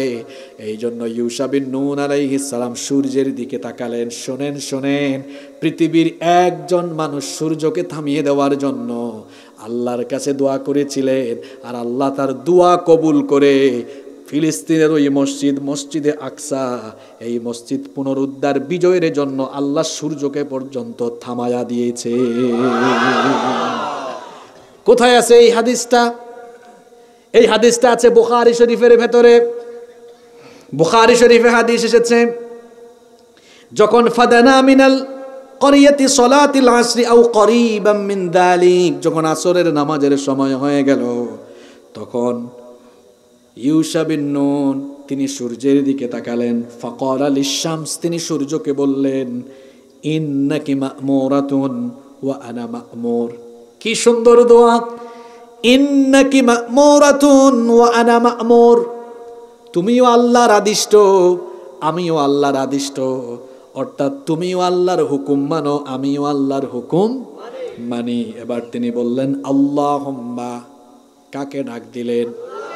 আপনারাও আল্লাহকে একটা ডাক দেন, সবাই বলেন আল্লাহ। হয় না আকাশ বাতাস ভারী করে বলেন আল্লাহ। তিনি বলেন আল্লাহুম্মা, হে আল্লাহ, ইহবিজহা আলাইনা ফাহুবিসাত হাত্তা ফাতাহাল্লাহু আলাই। তিনি বলেন আল্লাহুম্মা, হে আল্লাহ, ইহবিসহা আলাইনা, এই সূর্যকে তুমি আমাদের এই যুদ্ধে বিজয়ের জন্য থামিয়ে দাও। আল্লাহ দোয়া কবুল করলেন। দোয়া কবুল করে আল্লাহ তাআলা ঈমানদারদের বিজয় পর্যন্ত সূর্য থামায়া দিলেন। তাহলে আমার বাবা জান, ভাই জানরা, বলেন তো, মসজিদে আকসা এটা পুনরুদ্ধার হয়েছে, এই যে লড়াই হয়েছে, বলেন তো অস্ত্র দিয়ে হয়েছে না ঈমান দিয়ে হয়েছে? এখন মুসলমানদের ঈমান বড় দুর্বল। কত দুর্বল আমি দেখাই। এই ইসরায়েলের ইহুদিরা যখন অসভ্যের মতো নরকীয় হত্যাকাণ্ড চালাচ্ছে, সব কাফিররা তাদের পাশে আছে না নাই? কাফির কাফির ভাই ভাই, কাফির কাফির। ইসরায়েলের পক্ষে দাঁড়িয়েছে মার্কিন প্রেসিডেন্ট জো বাইডেন, দাঁড়িয়ে গিয়েছে আরেক খবিশ ফ্রান্সের প্রেসিডেন্ট ইমানুয়েল ম্যাক্রো। তাকে খবিশ বলছি কেন জানেন তো আপনারা? জানেন আপনারা? দাঁড়িয়ে গিয়েছে কানাডার প্রেসিডেন্ট জাস্টিন ট্রুডো, দাঁড়িয়ে গিয়েছে আরেক বেটা, তার নিজের জুতার তলায় মাটি নাই। ইউক্রেনের প্রেসিডেন্ট জেলেনস্কি, পুতিন বাবাজি তারে যে শেষাটা দিছে, নিজের পায়ের তলায় মাটি নাই, সেই ইসরায়েলিদের পক্ষে কথা বলছে। দেখেন, কাফিরদের একটা নীতি ঠিক আছে, কাফিররা কাফিরের সাথেই কথা বলেন না কেন? আজ বাইডেন সাহেব চলে আসছেন ইসরায়েলে, কিন্তু ফিলিস্তিনিরা নির্যাতিত। অনেক মুসলিম রাষ্ট্রপ্রধানরা বিবৃতি দিয়েছেন, ঠিক আছে, আমরা প্রশংসা করছি এটা, কিন্তু উচিত ছিল এই ফিলিস্তিনিদের দুঃসময়ে কাফির কাফির একজোট হয়ে, যেমন তারা ইসরায়েলের ইহুদিদেরকে সাপোর্ট করছে, যুদ্ধ লাগবে না। যদি 57টি মুসলিম দেশের রাষ্ট্রপ্রধান এক হয়ে ইসরায়েলের বিরুদ্ধে একটা বক্তব্য দেয়, আরে 57টা দেশ লাগবে না, শুধু মধ্যপ্রাচ্যের আরব দেশগুলো একজোট হয়ে গেলে ইসরায়েলের ইহুদিরা ভূমধ্য সাগরে নিপতিত হয়ে যাবে।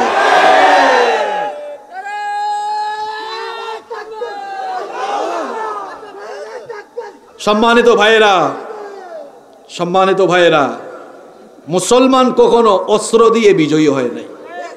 মুসলমান বিজয়ী হয়েছে কি দিয়ে? জোরে বলেন। বদরের ময়দানে আমাদের সংখ্যা কত ছিল? কত ছিল? এখন গোটা পৃথিবীতে মুসলমান কত? প্রায় 200 কোটি। আমাদের সংখ্যা বদরে যখন 313। কতজন? ঘটনা আরেকটা মনে পড়ে গেছে, বলবো? বুখারীতে হাদিস এসেছে, নবীজি বদরের মাঠে সাহাবীদেরকে নিয়ে দুশ্চিন্তাগ্রস্ত, চিন্তা করছেন, ইয়া আল্লাহ, মাত্র 313 জন নিয়ে এসেছি, যদি কাফিররা আমাদেরকে আজ পরাজিত করে ফেলে তাহলে কালিমার পতাকা আর উঁচু করে রাখা যাবে? দুশ্চিন্তাগ্রস্ত একজন আনসারী সাহাবী, নাম হচ্ছে মিকদাদ বিন আমর রাদিয়াল্লাহু আনহু। তিনি নবীজিকে বললেন, ইয়া রাসূলুল্লাহ সাল্লাল্লাহু আলাইহি ওয়াসাল্লাম, আপনি বোধহয় টেনশন করছেন, তাই না? আপনি টেনশন করিয়েন না, ইমদি লিমা আরাকাল্লাহ ফানাহনু মাআক। আল্লাহ যেদিকে আদেশ দিয়েছেন আপনি আমাদেরকে নিয়ে চলুন, আমরা আপনার সাথে আছি। ওয়াল্লাহি, আল্লাহর কসম, লা নাকুলু লাকা কামা ক্বালাত বানু ইসরাঈলা লিমূসা। আল্লাহর কসম, বনি ইসরাইলের লোকেরা তাদের নবী মুসা আলাইহিস সালামের সাথে যেরকম জিহাদের ময়দানে বেয়াদবি করেছে, আমরা ওরকম আপনার সাথে বেয়াদবি করব না। বনি ইসরাইলের লোকেরা মুসা নবীর সাথে জিহাদে গিয়ে তারা তাদের নবীকে একা ছেড়ে দিয়েছে। তারা বলেছিল, ইযহাব আনতা ওয়া রাব্বুকা ফাকাতিলা ইন্না হাহুনা কাঈদুন। তারা বলেছিল, মুসা তুমি আর তোমার রব মিলে যুদ্ধ করো, আমরা দর্শক থাকব, আমরা লড়াই করব না। সাহাবী বললেন, নবীজি আমরা আপনাকে এই কথা বলছি না, বরং বদরের মাঠে আমরা ঘোষণা দিচ্ছি আপনাকে, ইযহাব আনতা ওয়া রাব্বুকা ফাকাতিলা ইন্না মাআকুমা মুকাতিলুন।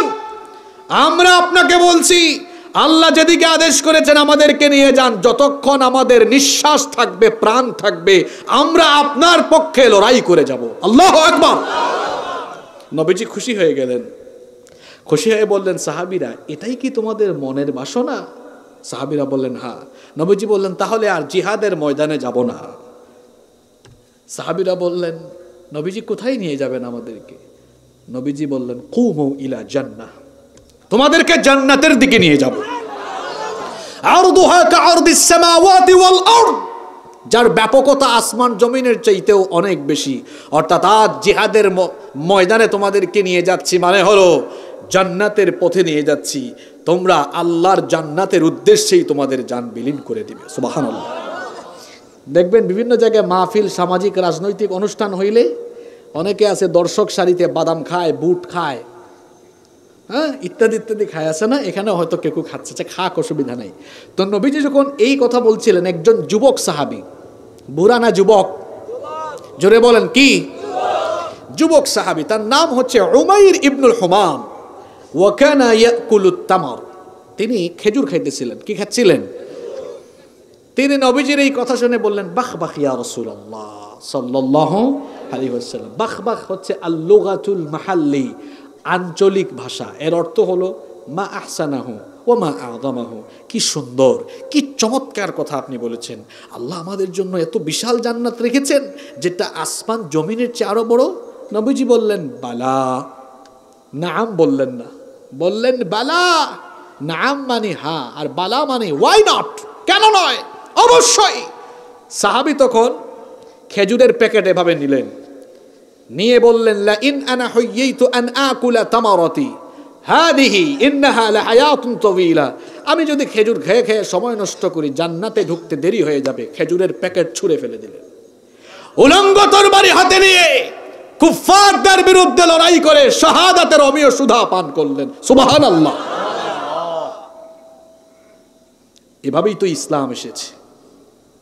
313 জন ছিল, কয়জন? কাফের ছিল 1000। মুসলমানদের অস্ত্রশস্ত্র কম, ঘোড়াও কম, প্রশিক্ষিত সৈন্য কম। অন্যদিকে কাফেররা সব দিকে এগিয়ে। মুসলমানরা বদরে বিজয় পেয়েছে অস্ত্র দিয়ে না ঈমান দিয়ে? জোরে বলতে হবে, কি দিয়ে? মুসলমানদের ঈমান এখন দুর্বল হয়ে গিয়েছে।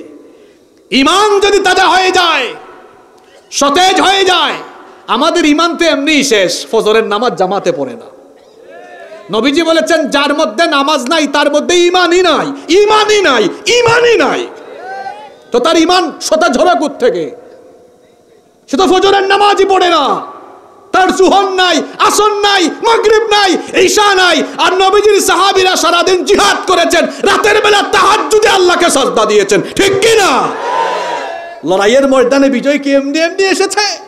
আপনার তো নামাজই নাই, ফজরের নামাজ ঠিক নাই। যুবকরা বলে হুজুর 8টা পর্যন্ত না ঘুমালে স্মার্টনেস থাকবে না। যে ব্যক্তি ফজরের নামাজ আদায় করে না তার চেহারায় কোনো মায়া থাকে না, লাবণ্য থাকে না, তার সকল নূর কেড়ে নেন কে? এই জন্য এক একটার চেহারার দিকে তাকানো যায় না।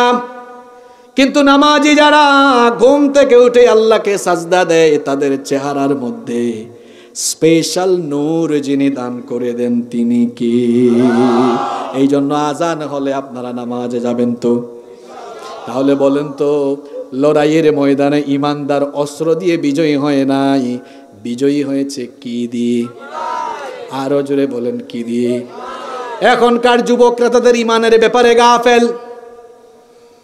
ও যুবক ভাইয়েরা, এখন বেশিরভাগ যুবক পড়ে আছে ফেসবুক নিয়ে, ইউটিউব নিয়ে, টিকটক নিয়ে, ইনস্টাগ্রাম নিয়ে, হোয়াটসঅ্যাপ নিয়ে। যুবকরা এখন উম্মতকে নিয়ে কি আর চিন্তা করবে? যুবকরা এখন ইন্টারনেটের পাগল পাড়া, আর যুবকরা এখন মেয়েদের পিছনে লাইন মারার জন্য পাগল পাড়া। শুনেন যুবক ভাইয়েরা, কি ভদ্র পোলাপান ঠিক বলে আমাকে সাপোর্টও দিয়েছে। শুনেন শুনেন, আরেকজন যুবকের কাহিনী শোনাই। আমি কি বলবো? শোনেন, ছোট্ট ঘটনা, আপনারাও তো যুবক মানুষ। একজন যুবক সাহাবী, নাম হচ্ছে জুলাইবিব রাদিয়াল্লাহু আন। জুলাইবিব রাদিয়াল্লাহু আন, জুলাইবিব আরবি শব্দ, এটার অর্থ হলো কম পূর্ণতা প্রাপ্ত। তিনি বেটে মানুষ ছিলেন। তার আরেকটা নাম ছিল দামিম। দামিম মানে হলো কুৎসিত। তার চেহারা ছিল কালো, গায়ের চামড়া ছিল কালো, নাকটা ছিল একটু উঁচু, নাকটা ছিল একটু চ্যাপ্টা। বেটে মানুষ ছিলেন, দেখতে সুন্দর লাগতো না, খুব গরিব মানুষ ছিলেন, ঘর বাড়িও ছিল না, মাটি ছিল তার বিছানা, আসমান ছিল শামিয়ানা। নবীজির মসজিদ, মসজিদে নববীর আহলে সুফায় তিনি বসবাস করতেন। কোনো মানুষ খাবার খেয়ে যদি উচ্ছিষ্ট ফেলে দিত, ওই উচ্ছিষ্ট খাবার দাবার পাইলে খেতেন, যেদিন পাইতেন না উপাস থাকতেন, কিচ্ছু খাইতে পারতেন না, অঞ্জলি ভরে পানি পান করতেন। শোনেন, নবীজি একদিন সাহাবীদেরকে নিয়ে মসজিদে নববীতে বসে আছেন। জুলাইবিব নবীজির পাশ দিয়ে যাচ্ছেন। সাহাবীদেরকে নবীজি বললেন, ওই যে হেঁটে যায় তাকে কি তোমরা চিনো? সাহাবীরা বললেন, না, তাকে তো আমরা চিনি না, খুব অপরিচিত, উস্কো খুস্কো চুল, গায়ের চেহারাও সুন্দর না, খুব একটা তাকে চিনি না। নবীজি বললেন, তোমরা তাকে না চিনলেও আমি চিনি, সে হচ্ছে আমার প্রিয় জুলাইবিব। দেখেন নেতার আদর্শ কেমন। একজন ক্ষুদ্র কর্মীর খোঁজ নেতার কাছে আছে না নাই? নবীজি বললেন, হে জুলাইবিব। তিনি বললেন, নাম ইয়া রাসূলুল্লাহ সাল্লাল্লাহু আলাইহি ওয়াসাল্লাম। নবীজি বললেন, জুলাইবিব, তুমি তো যুবক মানুষ, এখনো বিয়ে করো নাই, তুমি কি বিয়ে শাদী করবা না? জুলাইবিব বললেন, ওগো আল্লাহর নবী, আমার ঘর নাই, বাড়ি নাই, গায়ের চামড়া কালো, কাপড় চুপড়ও পড়তে পারি না, এত গরিব আমি, কোন মা আর বাপ আমার কাছে তার মেয়ে বিয়ে দিবে? নবীজি তাকে ছেড়ে দিলেন, প্রথম দিন চলে গেলেন, দ্বিতীয় দিন আবার তাকে বললেন তুমি কি বিয়ে করবা না? জুলাইবিব একই রকম উত্তর দিলেন। তৃতীয় দিন নবীজি আবার ডাকলেন, জুলাইবিব একই রকম উত্তর দিলেন। নবীজি বললেন, জুলাইবিব আমার কাছে আসো। শুনতেছেন তো? নবীজি বললেন, যাও আমার অমুক আনসারী সাহাবীর বাড়িতে যাও, তার ঘরে একটা কন্যা আছে, গিয়ে বলো আল্লাহর রাসূল আমাকে প্রস্তাব দিয়ে পাঠিয়েছেন, আপনাদের মেয়েকে আমি বিয়ে করতে চাই। সুবহানাল্লাহ। জুলাইবিব চলে গেলেন, ওই বাড়িতে গিয়ে নক করলেন, দরজায় নক করলেন, দরজা খুলে দেওয়া হলো। ওই আনসারী সাহাবী বললেন, আপনি কে? আপনাকে তো চিনলাম না। জুলাইবিব তার পরিচয় দিলেন। ওই আনসারী সাহাবী বললেন, কেন এসেছেন? জুলাইবিব বললেন, আল্লাহর রাসূল আমাকে পাঠিয়েছেন। বিবাহের পয়গাম দিলেন, প্রস্তাব দিলেন। ওই সাহাবী বললেন, তোমার চুলগুলো উস্কো খুস্কো, গায়ে কোনো ভালো কাপড় চোপড় নাই, চেহারা ধুলা মলিন, ঘর নাই, বাড়ি নাই, গরিব মানুষ, বিয়ে করলে আমার মেয়েটারে খাওয়াবা কি? আর ওই আনসারী সাহাবীর মেয়ে, ওই মেয়ে ছিল মদিনার সকল আনসারী সাহাবীর অন্যান্য মেয়েদের চাইতে সবচেয়ে সুন্দরী মেয়ে। তিনি বললেন, না, এটা কি করে হয়? আচ্ছা দাঁড়াও, আমি একটু ভেতরে গিয়ে আমার স্ত্রীর সাথে পরামর্শ করি। স্ত্রীর সাথে পরামর্শ করলেন। স্ত্রী বললেন, কোনোভাবেই না, কুচকুচে কালো চেহারা, সুন্দর না, গায়ের চামড়া কালো, ধন সম্পদ বাড়ি ঘর কিচ্ছু নাই, কেমনে আমরা বিয়ে দিব? তারা যখন জুলাইবিবকে ফিরাইয়া দিচ্ছিলেন, ভেতর থেকে সব কথাবার্তা শুনে ফেলেছে তাদের মেয়ে তখন বলল, ও আমার বাবা, আমার মা, এত বড় স্পর্ধা তোমাদের কিভাবে হলো? আল্লাহর রাসূলের প্রস্তাব কেমনে ফিরাইয়া দাও? তোমরা যদি নাও মানো, আমি এই বিয়েতে রাজি। বাপ মা বললেন, মা গো, তুমি ঘরের ভিতর থেকে রাজি, একটু ঘর থেকে বাইরে দেখো, তুমিও রাজি হবা না? দেখবা কুচকুচে কালো চেহারা, সুন্দর না, চুল উস্কো খুস্কো, গায়ের মধ্যে অনেক ধুলাবালু, ঘর বাড়ি কিচ্ছু নাই, তোমারও বিয়ে করতে মন চাইবে না। মেয়ে তখন বলল, যদি একেবারে চামড়া কুচকুচে কালো হয়, দুনিয়ায় যদি তার ধন সম্পদ ঘর বাড়ি কিচ্ছু নাও থাকে, আমার জন্য নবীজি প্রস্তাব দিয়েছেন, এটাই আমার জন্য আনন্দের ব্যাপার, কিচ্ছু না থাকলেও হবে। আমি বিশ্বাস করি নবীজির এই পয়গামের মাধ্যমে আমার ঘরে বরকত নেমে আসবে। সুবহানাল্লাহ তো কইলেন, কিন্তু আপনার ছেলে মেয়ে বিয়ে দেওয়ার বেলায় কোনো যুবক যদি দিনদার আসে, টাকা পয়সা কম থাকে, আপনি বলবেন বাবা বাড়ি যাও। এইটাও ঠিক, বাঙালিদেরকে নিয়ে আমরা হুজুররা আসি এক বিপদে, সব কিছু কয় ঠিক। আমি কি যেটা বলেছি বাস্তবতার সাথে মিল আছে? নবীজি বলেছেন, বিয়ের সময় দিনদারিতাকে প্রাধান্য দাও। শোনেন, একটা ছেলে যদি 23, 24, 25 বছরে বিয়ে শাদী করে, ওর তো কিছু থাকবে না, সেটা স্বাভাবিক। আপনার কাছে নিয়ে আসলে, প্রস্তাব নিয়ে আসলে, আপনি বলেন তোমার কি গাড়ি আছে, বাড়ি আছে, সরকারি চাকরি করো, নিজের বিবেককে প্রশ্ন করেন, 25 বছর বয়সে আপনার কাছে কয় লাখ টাকা ছিল? উত্তর পেয়ে যাবেন। শোনেন, বিয়ে হয়ে গেল, শুনতেছেন তো?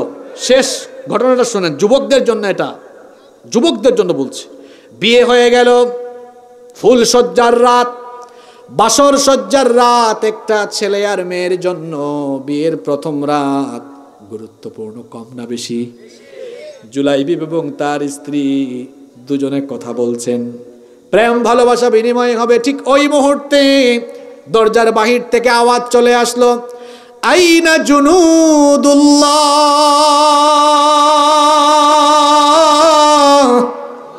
আল্লাহর সৈন্যরা কোথায়?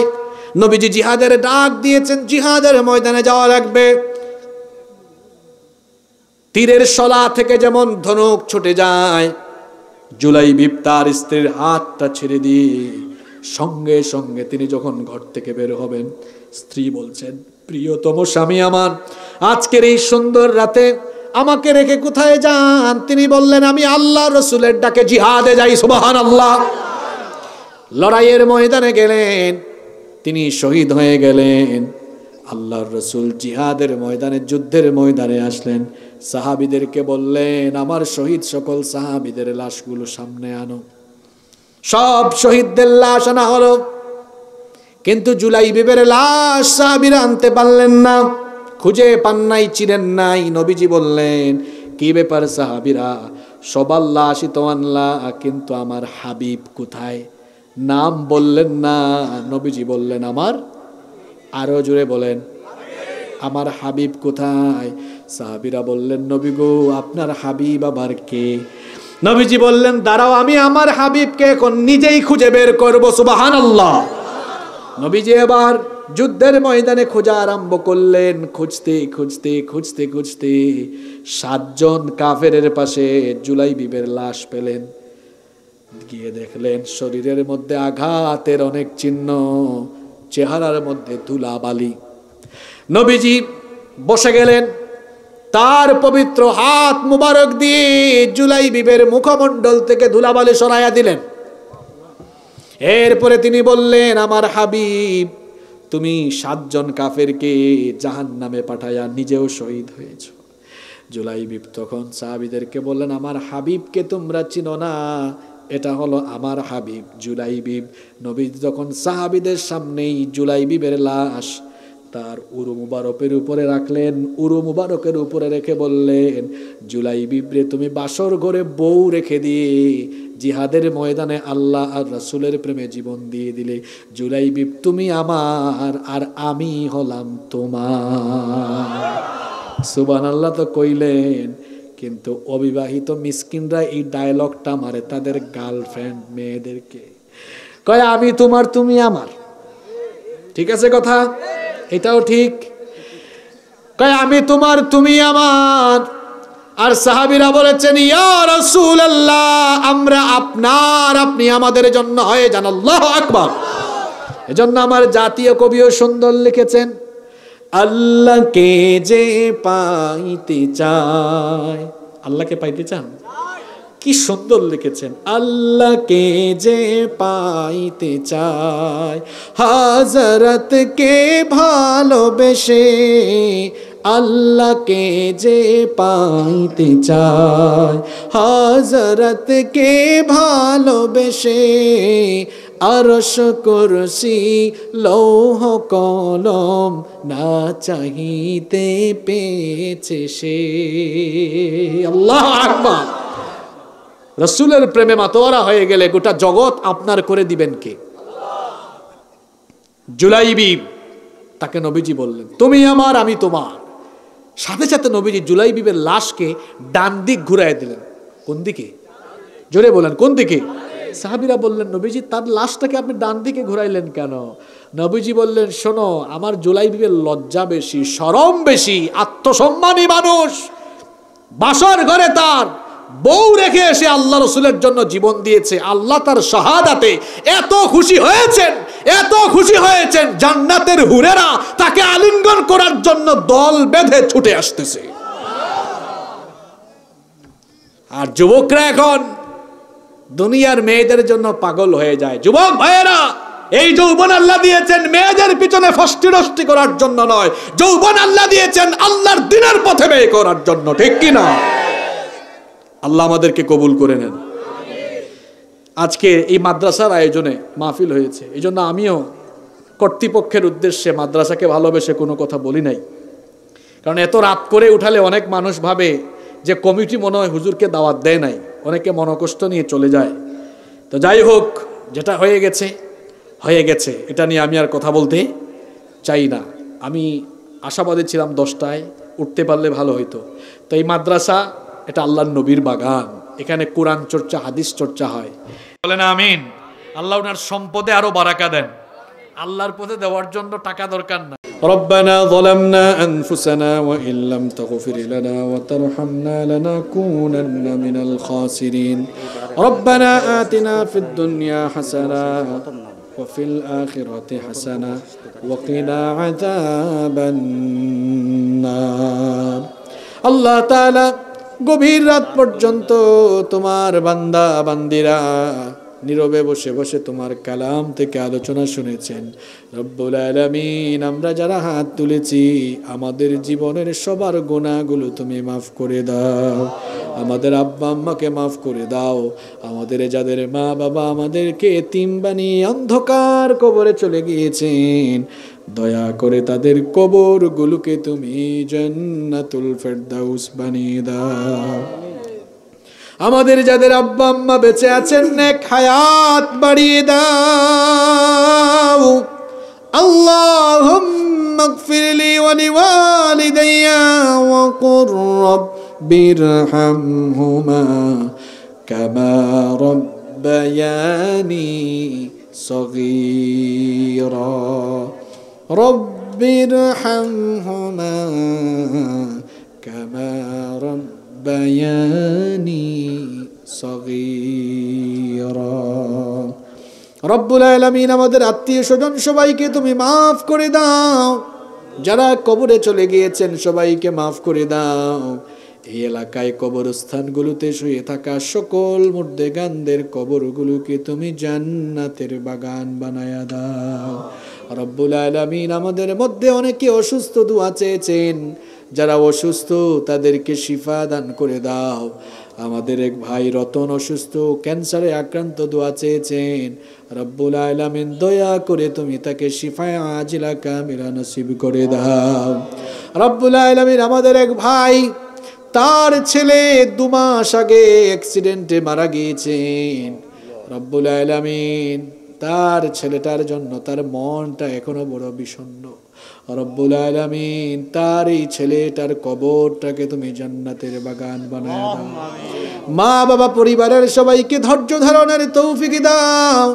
তাদের বাদবাকি সন্তানগুলোকে চক্ষু শীতলকারী বানায়া দাও। রব্বুল আলামিন, আজকের এই মাহফিলকে তুমি কবুল আর মঞ্জুর করে নাও। অসংখ্য বান্দা বান্দিরা মাহফিলে দান সদকা করেছেন, সহযোগিতা করেছেন, তাদের সবাইকে মাফ করে দাও। সবার দান সদকা কবুল করে নাও। রব্বুল আলামিন, এই মাদ্রাসাটিকে তুমি কবুল করে নাও। এই মাদ্রাসার সকল সমস্যা তুমি তোমার কুদরতি ব্যবস্থাপনায় সমাধান করে দাও। মাদ্রাসার মুহতামিম সাহেব সহ মাদ্রাসার যত শিক্ষক মণ্ডলী রয়েছেন, উস্তাদরা রয়েছেন, সবাইকে মাফ করে দাও। রব্বুল আলামিন, মাদ্রাসার ছাত্র ছাত্রী যারা আছে সবাইকে মাফ করে দাও। সবাইকে দ্বীনের জন্য কবুল করে নাও। রব্বুল আলামিন, তামাম দুনিয়ার মজলুম মুসলমানদেরকে তুমি সাহায্য করো। আমাদের ফিলিস্তিনের অসহায় ভাই বোন নারী শিশুদের উপর তোমার রহমত নাজিল করো।